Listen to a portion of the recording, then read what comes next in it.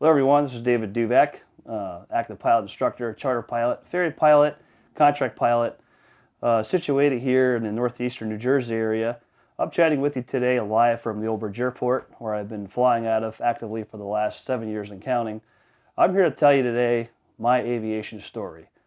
I'm also going to tell you why I got involved in aviation, what were my original long-term goals, and what I wound up doing eventually, plus some of the barriers I encountered to get to my aviation goals. And I'm going to cover some video content, what my channel is going to cover. So this channel is going to cover all applicable subject areas applicable to your private pilot certificate, instrument, commercial pilot, as well as some subject matters pertinent to 135 operations, as I do have 135 experience in my background. But first and foremost, I want to talk to you today about my aviation story, why it is I got involved in aviation, what I've been doing, recently. So I got involved in aviation when I was about 2-3 years old with my father. My father is a hobbyist private pilot. He still flies today currently. He's in the midst of finishing his tailwheel endorsement as we speak. And when I was about 2-3 years old, I got my first plane ride out of the what we now know as Caldwell, Essex County Airport in a Cessna 172. I don't remember it, but we have the trip on video. And one of the things I used to say a lot is car. I used to refer to airplanes as cars, and I guess one could argue an airplane is a car only with wings. So we went on a lot of excursions together that to me, between the ages of toddler up to my early teens, it just seemed normal that we were going to fly together for the long duration amount of time that we flew together. We flew frequent, what we call breakfast hops on weekends. We would go to an airport that had a restaurant not far from where we started, usually within half an hour of our departure point. And we've done long excursions, and there were times where he did trips that were a bit longer than what I was capable of withstanding at the time because I was a youngster. And a trip from New Jersey to Florida is kind of tough for a youngster to staminize oneself for in the beginning. But we went to air shows together. And then fast forward to the time when I became about 12 years old or so, we were on a family vacation to Orlando, Florida, which is still actually my favorite state to this day. Great weather, economical place to live. I dream about living there someday, but just kind of hasn't one of those things that's worked out yet. But we were on a family vacation airline flight to Florida on what used to be called U.S. Airways, and I believe now is United Airlines. And I met the crew in the terminal. I was about 12 years old or so at the time, and met the crew that was scheduled to fly us from Philadelphia International Airport to Orlando, Florida. And they were generous enough to let me sit in the flight deck. And this was a Boeing 757, I believe a 200 series. And I was just in awe that these guys can go from point to point, get paid for what they do, and and all the travel benefits that it comes with. You get free travel depending on who you work with. You get, excellent health benefits. And I thought to myself, wow, if I can get paid to just fly people and fly big machines like this from point to point, I'd be a happy guy. And it was that trip that made me realize, I better start thinking about, training to get my license someday. So I was a whiz at Microsoft Flight Simulator. I don't play it currently just because my schedule doesn't allow me to be at my desktop a lot. But I was a whiz at Microsoft Flight Simulator. I was often on the in the chat rooms battling pilots, racing them from point to point. I had everything from a Cessna 152 to a Boeing 777. It was fun racing my friends flying the Cessnas and the Boeings because I would be at the destination in the virtual Boeing, and my friends trying to race me in the Cessnas, were still hours behind me. So it was fun game to practice, or fun game to actually, play on the computer. And then after the Florida trip, my father and I were going to a lot of air shows, and we were flying a lot of trips together. We've flown more trips than I can remember. Occasionally, I actually have to watch one of our home videos together to remember which trip we did. We've flown by the World Trade Center when I was about 4 years old, maybe 5 years old in 1983. And this was a caravan trip we did where we were a group of, I believe, 7 airplanes, and we were flying to what is now known as the Teterboro Aviation Museum,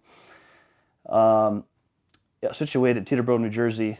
And this is way back when you saw a lot of general aviation traffic in Teterboro, New Jersey.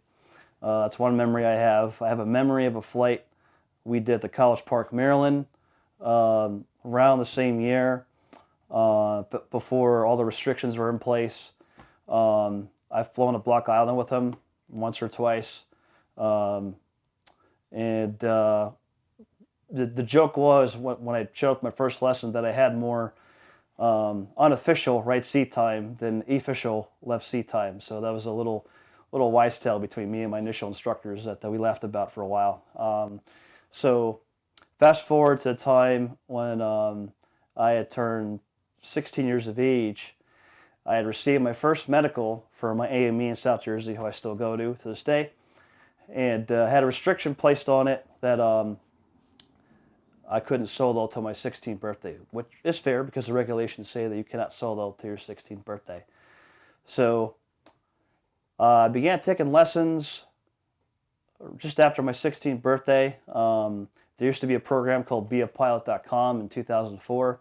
Its specialty was to promote small aviation and promote that first lesson, make the experience seem economical. They had a deal where your first flying lesson, I believe, was $99 or something like that.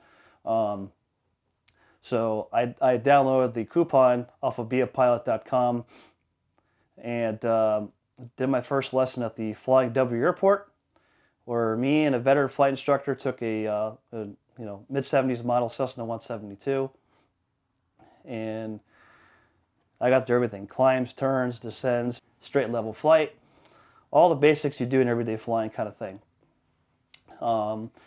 Then about a month later, I discovered a flight school at the Trenton Robbinsville Airport, and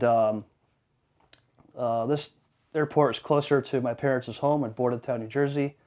So 3 months after my initial lesson in 2004, I discovered an airport closer to my parents' home in Bordentown, New Jersey. We live close to the Trenton Robbinsville Airport, which is 10 minutes from my house. And there was a small flight school that had a small fleet of aircraft. And I figured, okay, it's convenient. Let's give this facility a try. And I thought it was going to be a half an hour lesson, was a full 1.2 hour lesson. And I did more than I expected, and I thought, gee, this is a facility I have to train with. And that fine facility is Air Mods Aviation. So kudos to Air Mods.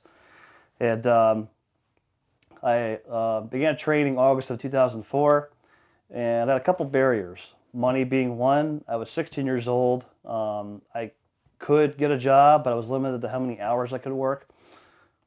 And I was a minor. So, even back then, early 2000s, you basically need a full-time salary to afford to train at a pace that, may have been ideal for you. I was also classified with a special learning disability. And when I told my teachers in high school that I had goals to be a professional pilot, many were skeptical of myself. I was born with attention deficit disorder, and a couple other learning disabilities that I've overcome my high school years that made high school teachers skeptical. And to this day, I've been Kingsway Service's only student to go on to be a professional pilot. So there's a lot of naysayers that I dealt with at first, but I figured if I had the chance to show the facility what I was doing someday, they would believe that I am pursuing what I am setting out to do, and that was obtain my private pilot's license. So I began training summer 2004, And my parents fronted the first 10 hours of my training. The agreement was I had to, get a job while I began training. Um, so I have the funds to complete training and train at a pace that's doable for me. And I learned a lot within the journey to get my private pilot certificate. I learned, what type of flight instructors that taught in a way that was suitable for me, and instructors who were not so suitable for me. And eventually, that process for that certificate made me the CFI I am today. So I had, two flight instructors who were fantastic in the beginning, but their end goal was, to get to the airlines. Back then, the requirements to get in the airlines was not as strict as it was now. There were less hours required to get a right seat gig for the airlines. And one thing in common that occurred then that we're seeing a lot today is you have a lot of what I call the here today, gone tomorrow mentality, where today you have, as a student coming up in the works, you have a teacher. You have them available to you to your advantage, so you can work with them to get the certificates you need, but don't expect them to stay long. And it was the same thing back in 2004, and I think every third lesson I had a new instructor, and they were all great, but the lack of consistency was a barrier in my training, because one instructor would not necessarily communicate to the other, and I would get up to, say, lesson 7 on my syllabus, and once I was up to instructor number 5, I was starting from scratch all over. That became a barrier at times, and it became a financial barrier too. Fast forward to instructor number 3. I'm just about ready to commence what's called my first solo flight. This is where you've demonstrated a set level of skills to your instructor, and they deem you confident to operate an aircraft in the traffic area safely on your own. You feel confident. Whether you feel physically and mentally ready for it is one other thing. They leave the aircraft, they sign your logbook, and you're out there on your own if you're doing your first solo flight. Usually a couple of trips, the traffic pattern, just takeoff and landings. And came what was called my recommendation flight, where we were going to go out, rehearse all the landings, and then a flight later, the funds ran dry. So by the time I was able to actually get a part-time job, which my first job was working at the local Wendy's in Hamilton, New Jersey, 2 miles south of Robbinsville Airport. All the hours I worked just paid for an hour of flying a week. Sometimes it paid for 3 if I was lucky, but usually it paid for an hour of flying a week. Fast forward 4, maybe 5 months after my original solo date with instructor number 4, I had soloed May 17th, 2005, just shy of my 17th birthday. And I was so happy with the milestone. It was one of the quietest days of May 17, 2005 at Robbinsville Airport, that I had my mother film it with a camcorder. And I figured, gee, I wonder what Kingsway Services staff and students think if I was to actually show the footage of that first solo flight. And sure enough, 2 days later, I organized a meetup during our lunch period, where I thought I'd show the film via VHS tape with a huge backdrop screen. And it was almost as if, the school made me out to be a hero. I was getting kids asking me for autographs, scoring hot dates with all the hot chicks. It was as if I was a rock star at the age 16. I never felt that in my own head, but it was as if I was a rock star at the age of 16 going on 17. Fast forward to my 11th grade year in high school. I progressed at a pretty good pace. Summer of 2005, after my solo, instructor number 4 left for an airline job, and now I'm on instructor number 5, who I'm still in contact with, and that's Peter Van Ham. Hi, Peter. Hope you see this. Peter got me through my cross-country phase of flight training, my knowledge test. Right around right around the time where I'd finished my cross countries, I took a little break just because a lot of things happen your 11th and 12th grade year. Um, you got exams and things like that. You got to start thinking about graduation and what college you're going to go to, and things of that nature. And I figured I would take my training in pieces. So I was basically flying with little time I had on the weekends because most of my training was late in the afternoon. And on the colder months, it gets dark early, so you're limited as to what you can do with your training. Um, so I would take out my training at piecemeals, get current once every couple months, and do some local solo flying.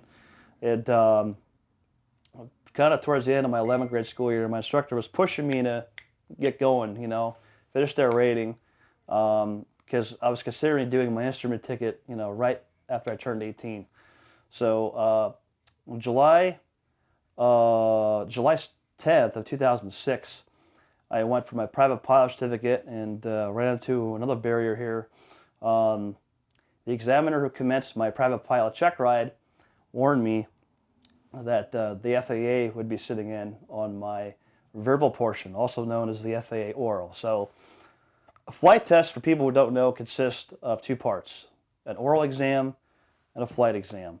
The oral exam consists of an assignment the examiner usually assigns you. Typically, for the private pilot certificate, it's a cross country via a navlog. There's performance computations.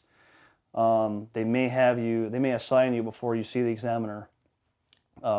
Sometimes they assign it right there on the spot to test your, see how you compute your performance problems. Um, so 3 times within the days prior to my test, my examiner warned me, "Hey, the FAA is going to be here, sitting in on your test. Are you sure you want to do this? Are you sure you want to do this?" I can picture back and picture his voice telling me that when I talk about it. And the 17-year-old kid I was at the time, going on 18 years old, was thinking, "Yeah, so what? I know this stuff. What's the big deal? I've come this far." So fast forward to the initial attempt of my private flight test, and I meet this federal aviation inspector who was not the friendliest of all champs. And he wasn't like mean or anything. It's just he was there to do a job. He was not there to play us favors. He was observing my examiner at the time because I believe at the time he was in the midst of renewing his examining license. And sometimes when examiners are renewing their examining license, sometimes they'll have their principal operating inspector observe a test. And other factors, are reasons why they would do that. So the lesson I learned here was if the examiner warns you about wanting to do something with regards to your test, you probably might want to consider that. So if I had listened and postponed the test for a different day, I probably would have had different outcomes. So even though the examiner was a guy, under the gun, it still put pressure on me because I felt like I had to sound good to two people. So here I am answering questions. Typically a private oral is 2-3 hours. This oral was going on 5 hours. We started at 8 a.m. We're coming up on like 2 o'clock in the afternoon, and we're still not done. And we're taking all the breaks, and we're shaking in my boots like a nervous Nelly, sweating. I didn't eat breakfast. That's one of the things we'll talk about is how to prepare yourself for a flight test. Always show up nourished. I didn't eat breakfast, nervous as heck. I think I downed half a pot of coffee. I just so focused on getting this test. I just wanted to get done. And I bombed the oral on some of the easiest of all questions towards the end of the exam. And, he'd asked me to take a seat outside of his office. And he'd issued me a notice of disapproval. And one of the things I teach students to this day, if you do receive that, is don't look at it as a failure, look at it as a learning lesson. And the lesson I learned was if the examiner questions something that the examiner questions whether or not I want to do a test on a particular day, I probably shouldn't do it. So Every time I've gotten questioned by an examiner or check airman about something in regards to the test, I'd always listen. So a week later, came back. The examiner re-examined me on things that I was deficient on the verbal, and we moved on to get the flying part done, which went with ease. Then I utilized my certificate to take friends flying on trips, develop relationships with all kinds of pilots throughout the years. Flew my dad for the first time with me as a licensed pilot. A couple weeks after, we flew to the infamous Bader Field, which is one trip I do remember very well. Only this time with me as a licensed pilot and him as a veteran hobbyist private pilot in the right seat.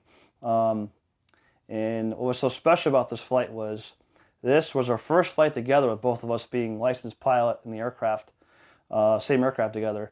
But it was our last time going to Bader Field. We used to go to Bader Field frequently, both in the colder months as well as the warmer months. In the 90s, Atlantic City was a booming city. And even, in the winter when things were well in Atlantic City, there was plenty to do in close proximity at Bader Field. And long story short, Bader Field closed because the city lost interest in owning it as an airport.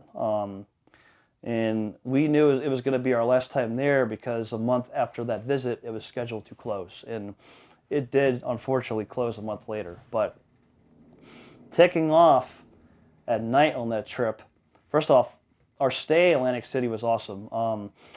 There used to be a Hard Rock restaurant not associated with the Hard Rock Cafe, and we had dinner there. We actually walked from Bader Field to the city. That's one of the cool things you can do in aviation is get to places where, driving is difficult or takes a lot of time. And we literally walked to the Hard Rock Cafe from Bader Field Airport. And there were cabs. We could have cabbed, but we said, we'll exercise. So we walked from the airport to Hard Rock Cafe, had a great dinner, and walked the boardwalk a little bit to exercise. And then we took a cab back to Bader Field, so we were energized and stamina-ized to fly home. And we took off at about 1 in the morning. I'll never forget, Bader Field, the airport had the best runway lights. As not so attractive looking as the airport was in its latter years, it had phenomenal airport lighting system. It was lit like a Christmas tree. We took off, and I took the scenic route where I went out towards the shore, turned northbound over the city, and just flew the whole coastal route. And I've done this route many times since this particular flight, and I never get sick of it. And that was one of our memorable flights together, with both of us being two licensed pilots in the same airplane. Afterwards, we would fly together. I would tend to, at times, power up with other people just to network and make friends. I have one particular friend who we still get together at a Robinson once in a while, and we have a tradition of shooting instrument approaches. He shoots a couple of approaches, and I shoot a couple of approaches. So this way, he's remaining current, I'm remaining current, and we're both staying proficient doing so. And when I was a junior private pilot, we would get together and fly cross countries to keep each other safe and that kind of thing, and build time. It was fun. And then I graduated from high school June of 2007 at the Kingsway Services, back then Kingsway Learning Center. And the high school, I believe, hung a poster in my honor as being the only student to go on to be a professional pilot. And I was featured in a pamphlet, I believe it was a coalition at the time, where they would talk about accomplishments that students had went about and things like that. And then I attended community college, the Mercer County Community College, late summer 2008. I was not flying this actively, or I'm sorry, it was fall 2007 is when I started attending local classes at my community college. And the intention was to attend Mercer County Community College's flight program. And this minor barrier led to me taking a different door in aviation, which me taking different doors in aviation kind of became, something, something I chased frequently in my career, and it led to better things in the long run. So, come to find out, I had all these cross-country flying hours. A cross-country in aviation is flying from point A to B, 50 miles straight line if you're seeking a license. And that was all the flying I was doing spring to early summer 2007. Delaware, Block Island, places that were hours away to build the time, because I knew I was going to pursue my instrument ticket. And one of the requisites to get your instrument ticket, which that's the license that lets you fly in clouds and weather conditions not conducive for VFR flying, is you need to have 50 hours piloted command, cross-country flying hours. So I accomplished that goal summer 2007, getting those cross-country hours knocked out. Well, Mercer County College, unfortunately, had an ordeal in our program at the time where if you did all your cross-country hours under Part 61, which Part 61 flight training caters to a curriculum where it's a little flexible. It's not so much like 141 where lesson 1, everything's got to be covered in lesson 1 before you go on lesson 2. So they couldn't credit all my hours, and hey, not a big deal. So they suggested changing my degree to aviation business. So took some business classes. And fast forward to early 2008, on my second semester, I had began pursuing my instrument ticket.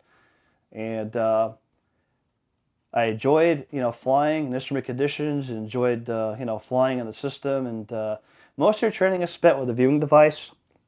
You do need additional 40 hours of instruction, much like your private pilot cert, in addition to your 50 hours piloted command cross-country flying hours.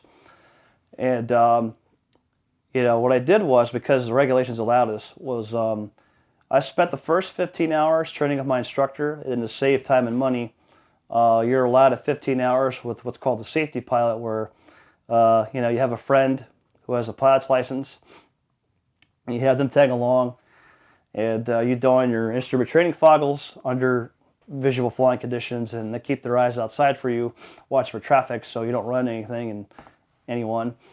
And I would often do that to save time and money because the instrument ticket was one of my most expensive licenses I pursued.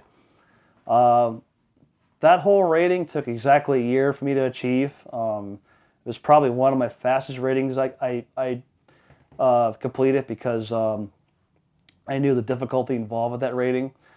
And towards the end of that rating is when I was taking on some minor financial burdens that were becoming barriers to my training. And I was happy I got it done in the time frame that I did.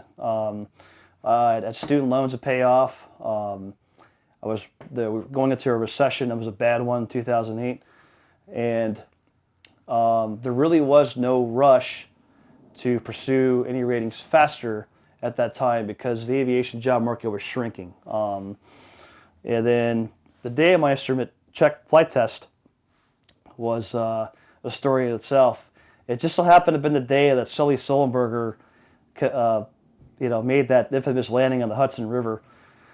And I'll never forget it because, it snowed the morning of the test. And didn't get a call from the examiner, so everything seemed to have been a go. And the runway at Robbinsville Airport was all cleared, and I felt confident doing the test. The weather, by the time I was ready to go fly down to South Jersey to meet the examiner, was ideal for the test. So I had to fly down to Flying W Airport where I met the examiner, and we got about a 2-hour verbal done and about an hour and a half flight. And I'll never forget, as soon as the test concluded, my phone was ringing off the hook with phone calls asking if I was on that plane, which is kind of a typical thing, that happens, when such an event occurs. People are quick to think that you're in it. So my instrument flight test took place on Sully Sullenberger's day, a miracle of the Hudson River. And then I took a little break from flying for about a month. There was just really no reason to, to go crunch it at my ratings right away.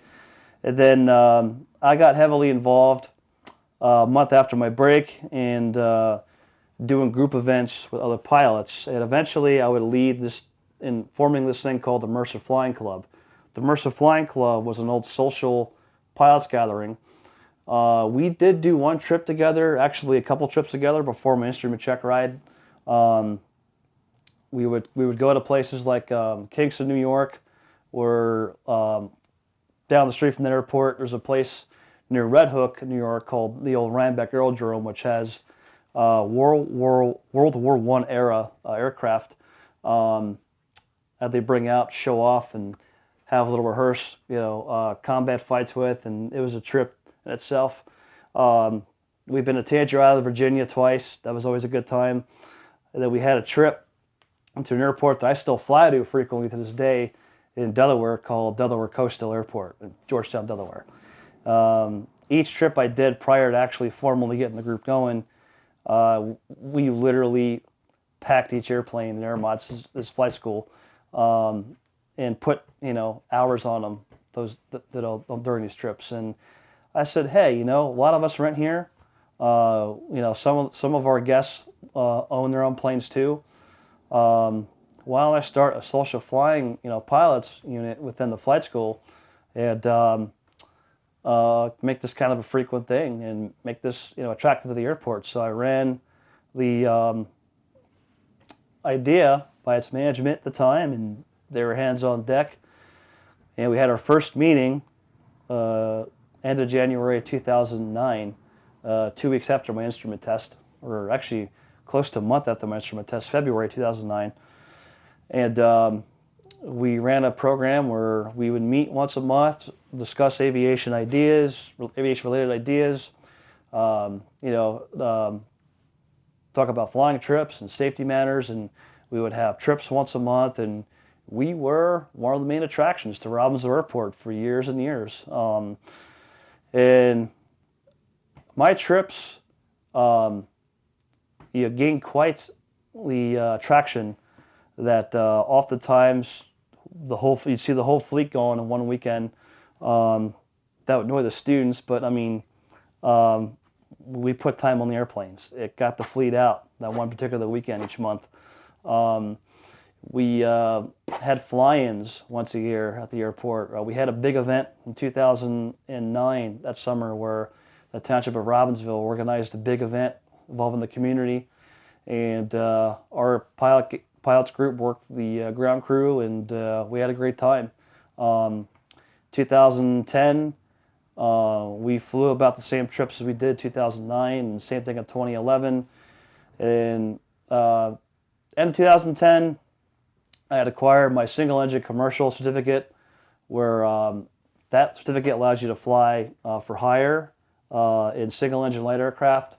Usually pilots use that license as kind of a stepping stone to build time to get to the airlines. Then I began training for my instructor certificate, which is one of the ratings that took kind of the longest amount of time. And unfortunately, around 2011, 2012, I was losing interest in college. It just made no sense to me that we were at the tail end of a recession, and there were jobs slowly opening up in aviation. I heard whispers about this ongoing pilot shortage, which my channel is going to cover later on down the line. There were whispers about this ongoing pilot shortage that was brewing at the time, and no one really in America believed it because we were still coming out of a recession real slowly. And so there were some good pilot jobs that were, at the time paying okay. They weren't great, but good enough to get by. None of which required a college degree. And I'm looking at the amount of debt that a college student was acquiring at the time, and getting into any profession in aviation. The first year's salary would never put a pilot, some argue to this day it still doesn't, but it would never put a pilot coming out of college in a position where they could even make a salary to place payments on their student debt. So with student debt forgiveness and things like that, that made things easier. But there were these great jobs coming into the aviation picture not requiring a degree. Corporate, private air charters, the airlines, the regional airlines, things of that nature. So it took some time for this shortage to brew. But fast forward to 2012 is when it really started to brew at a pretty good pace. So I began training for my commercial certificate right when I completed my commercial certificate. And the reason why it took so long was I dropped out of college, said the hell with this isn't for me. Started working 2 jobs because I had more excess debt to pay at that time. So once I got my finances under control, I was able to pick up my instructor training at a pace where I was going to get done as fast as possible. I had a deal with a friend's aircraft where I was going to, basically share the expenses with him, and that didn't work out. That caused a barrier in my training. Not his fault, just it is what it is. And it developed my character, at the very least. And then fast forward to summer 2011, I saved enough money to train through my old flight school, a traditional way where you pay as you go and you pay your instructor. And my instructor who had recommended me for my commercial certificate, she went on to recommend me for her my instructor certificate, and she had just got her first regional airline job just before me taking my instructor flight test. So I finally got the test completed 4 days before my 22nd birthday in 2012. Again, what took so long from 2011 to 2012 was weather, aircraft availability, money being the biggest issue. So finally, I get my remaining amount of training I need completed 2012, around my 22nd birthday, 4 days before it actually. And I had a rather small burden to face here. And one of the things you get to know me is that I love music. I'll talk about that in a separate video, but I love music. It was either, figure out a way to sneak into the Metallica concert at Bader Field, which was now closed, and that checkride, which was supposed to happen April 2012, due to weather cancellations, was getting pushed into June 2012. You learn about priorities the older you get. So, it was either, hey, get this done and never get it done at all. Maybe figure out how am I going to go see, my favorite band, because I wasn't in a position to afford both. The flight test itself was a $1,200 ordeal. I had to pay examiner fees, and I brought 2 airplanes to test because you used to be required to bring a complex aircraft to your test, and that's something we'll talk about in a separate video. So, one of the hardest tests, and there's some people who doubted my ability to actually become a pilot instructor because of things they didn't like about me. And got through the test the first try, no issues. It was an all-day affair. We started at the oral at 8 a.m. We didn't get flying until 3 o'clock in the afternoon. And we had 3 breaks. That was kind of why it took so long. We had 3 breaks, one of them being an hour total, just because my examiner wanted me replenished, staminized, and ready to go. And not to mention, it was 95 degrees the day of this test, and I had made the mistake of wearing a white polo and khakis, and when I tell you, I was sweating like I was at the gym. I was sweating. I probably lost 5 pounds the day of that test. But I passed in the first try, and I got a job right away, instantly. The management of Air Mods linked me up with this fine facility of Old Bridge Airport. And one of the ratings I saw was from Mr. Joe Holt, who was an examiner at the time. Him and his wife Allison were just, kind of playing with the idea of opening a flight school during the year I did my commercial in 2010. 2011, they had opened this flight school here at Old Bridge Airport, Old Bridge, New Jersey. And one of the things that was often said to me when I would visit, as I was finishing up my certificate, was, come see us when you have your rating. We have a job for you. And it's been a job that I've not been able to leave since. They just can't get rid of me, and I can't get rid of myself from instructing. I just have grown to like it too much. Um, so I flew my first lesson um, the day after my birthday, June 25th, 2012. And I've been practicing teaching with people and all this stuff. And I've never been so nervous to fly with someone who didn't have a license, as bad I was on day one. But I managed because that student now works here at the flight school, and that's George Allen. So George and I have grown to be good friends, and our career interests differ, but we enjoy working together.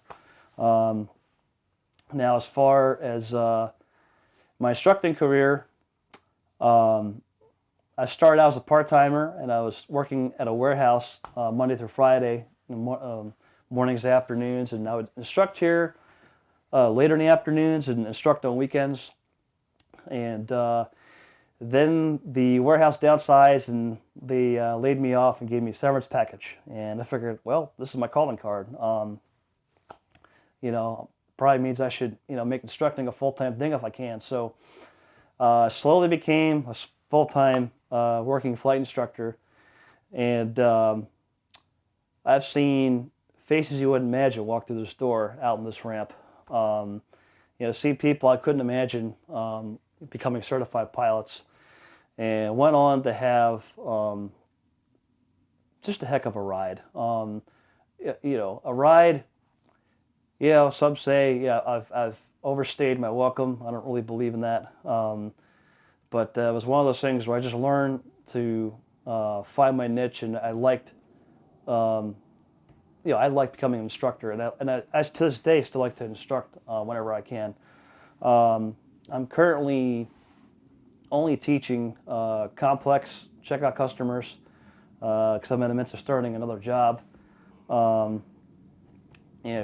Flight instructor candidates and commercial pilot candidates. But starting out, I had, I think, 7 students. The 7 students went to 14, 14 students went to 20, eventually 20 students would go to 30. And that cycle repeated itself year after year after year.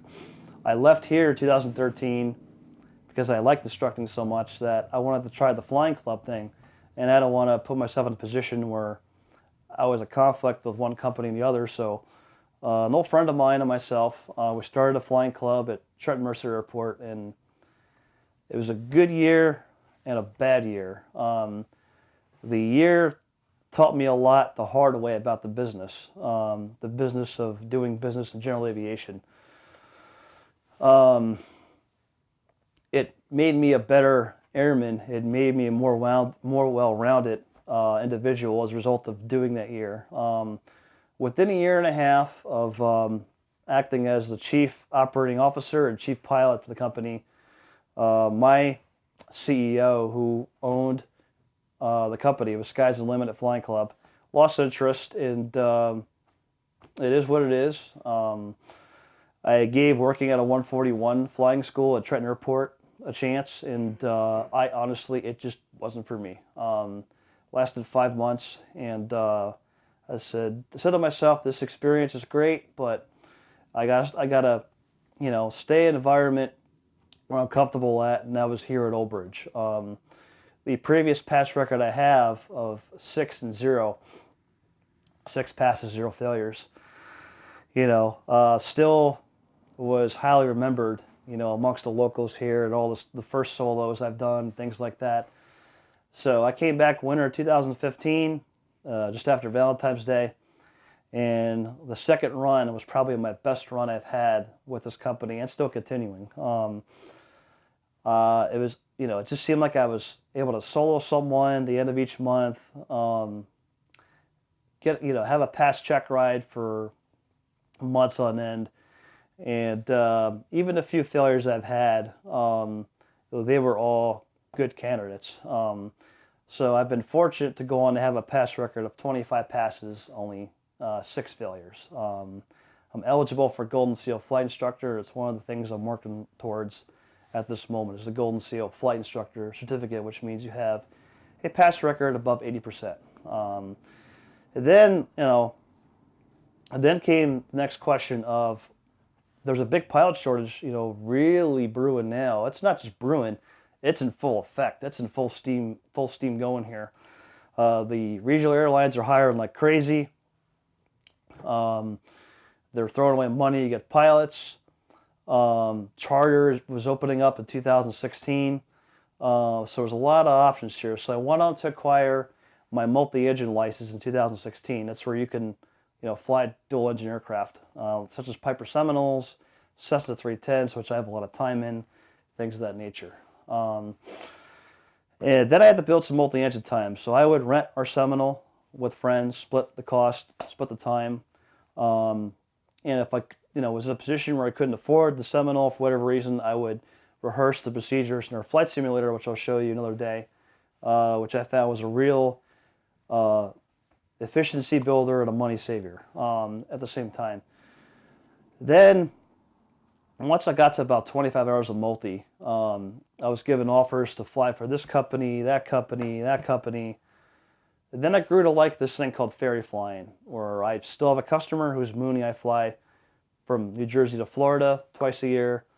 I did do a ferry mission or two when I worked at Skies Unlimited. I grew a liking for cleaning aircraft, so I started doing a practice where I would, ferry airplanes on kind of a small when needed basis for a few number of people. My Mooney customer being one. I have a customer that has a Skylane who I just did a ferry job for, and I'll probably continue the mission after its airplane has undergone a paint job later in the year. Done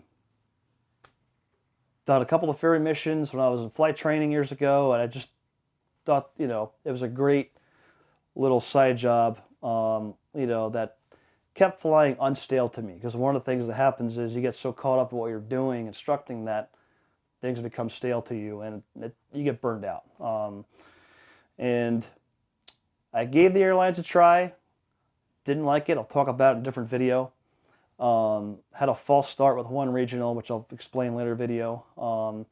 It just wasn't for me. The fire hose thing and fire hose style of training, along with some other things I saw in 121, I just didn't like. I really felt that 135 was for me. So fast forward to last spring rather, I took a job in Indiana flying for an on-demand 135 single pilot operator that flew twin Cessna 310s that catered to freight and catered to passengers. And I flew anywhere from car parts to housing equipment to supplies, airline mechanics, executive passengers, you name it. I flew them. Within April to October of this year, I gained 500 additional hours of multi-engine flying experiences I didn't have before.